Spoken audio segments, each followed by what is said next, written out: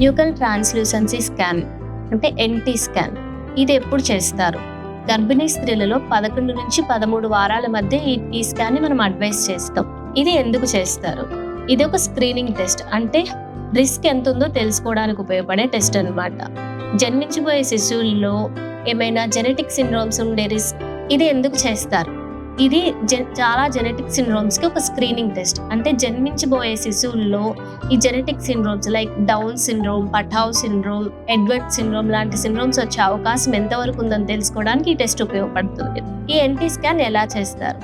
ఇది ట్రాన్స్ abdominal scan, పొట్ట మీద నుంచే చేస్తారు.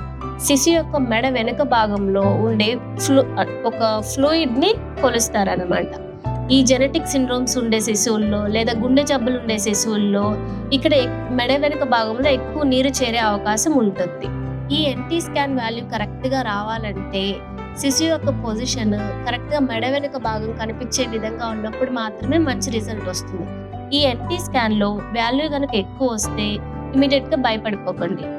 ఇది స్క్రీనింగ్ టెస్ట్ కాబట్టి నిర్ధారించుకోవడానికి మనకి ఇంకా హైయర్ టెస్ట్లు, ఇంకొన్ని బ్లడ్ టెస్ట్లు సజెస్ట్ చేస్తారు.